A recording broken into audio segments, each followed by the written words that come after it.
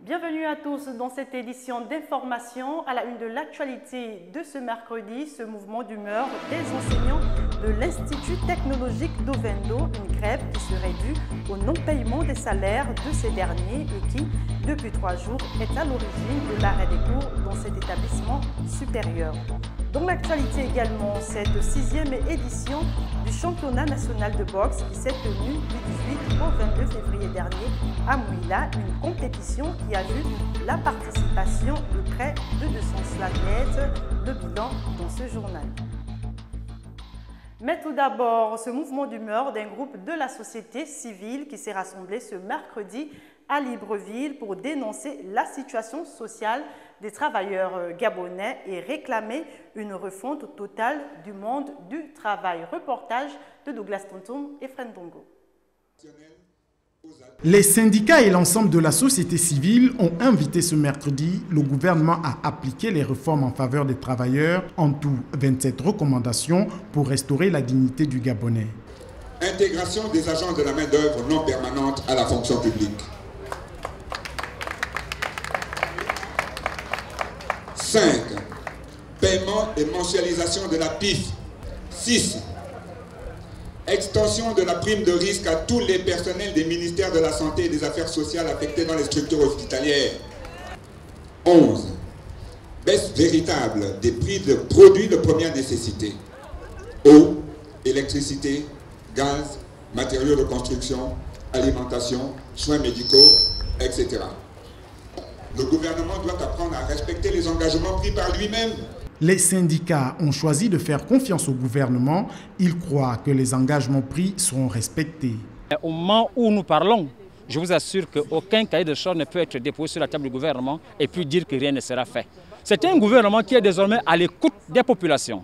Quand on est à l'écoute des populations, ça veut dire qu'on doit s'associer, on doit se parler, on doit s'asseoir et puis on trouve des solutions qui permettent à tous les Gabonais, quelle que soit la catégorie, d'améliorer leurs conditions de vie et de travail.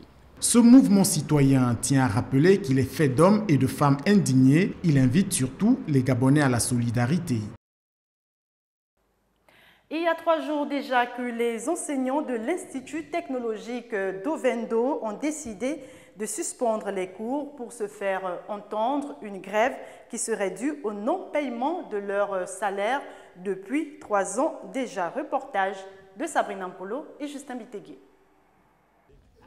Enseignants en grogne, portails barricadés et des banderoles exprimant tout haut leur frustration face à une situation de non-retour. Nous sommes tout simplement les enseignants permanents de l'établissement qui avons été recrutés suite à l'ouverture de l'établissement.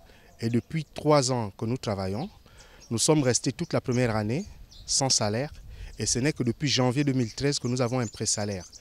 Donc, suite à cela, nous exprimons un petit peu notre mécontentement, vu que, vous savez, le salaire, c'est ce qui nous permet de vivre. Et c'est aussi un élément qui nous permet de nous intégrer socialement. 3 ans déjà que ces enseignants et chefs de famille se contentent des primes à la place des salaires. Une situation insupportable désormais. Bon, à l'endroit des décideurs, nous disons simplement qu'il est bon aussi, au moment où les plus hautes autorités parlent de réduire la précarité, de s'intéresser également à notre cas, qui nous interpelle tous. Parce que 3 ans, pour tout fonctionnaire, pour toute personne qui sait ce que c'est qu'un sacerdoce, je crois que nous avons fait la preuve de notre bonne foi. Alors que les autres aussi, qui peuvent, trouvent une solution à notre problème. Ce mécontentement a fini par avoir des conséquences sur le planning des étudiants de cet établissement, actuellement en plein examen. Vivement que les autorités en charge de l'enseignement supérieur prennent en compte ce problème le plus tôt possible. Le collectif des professionnels de l'affichage vient une nouvelle fois de monter au créneau pour exprimer leur désolation face au mutisme du gouvernement et du chef de l'État après l'opération de destruction des panneaux publicitaires à Libreville, un acte qu'ils jugent contraire aux aspirations du chef de l'État pour son engagement à la lutte contre la pauvreté et les inégalités. Le point avec Kenny Ongori.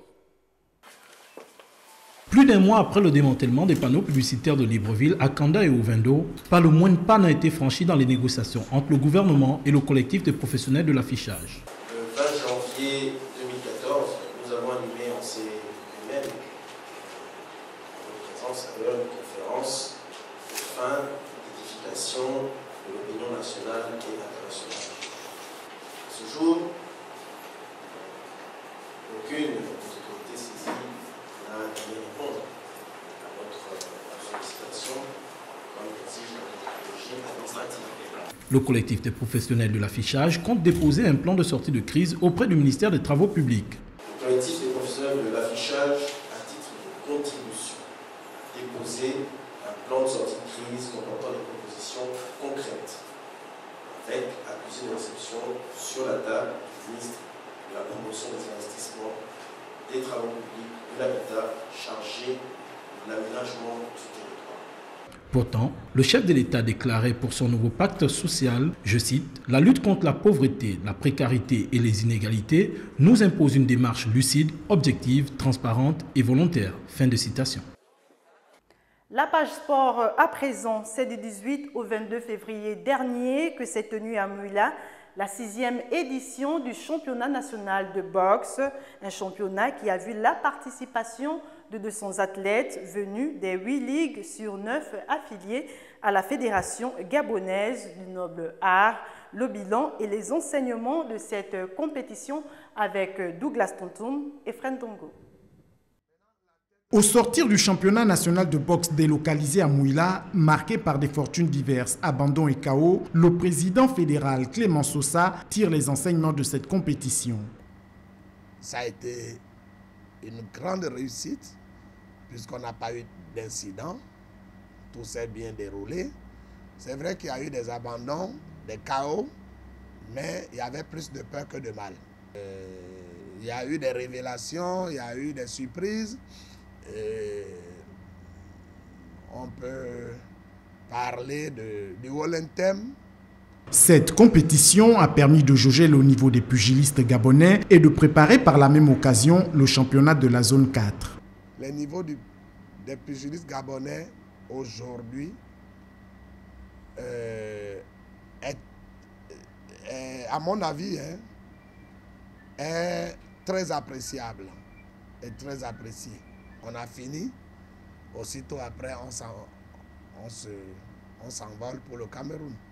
Vous imaginez que c'est un peu trop juste pour nous, mais qu'à cela ne tienne, nous pensons que la préparation va bon train et le Gabon va quand même faire parler encore une fois de lui à travers le noble art. Le championnat national a révélé de nombreux talents et permis de sélectionner 10 athlètes pour le championnat de la zone 4 prévu au mois de mars prochain. Et pour finir, l'athlétisme gabonais sur les plus hautes marches du podium avec Rudizan Milama, la sprinteuse internationale qui en ce mois de février est double médaille d'or. L'analyse de ses exploits avec Marvin Berry.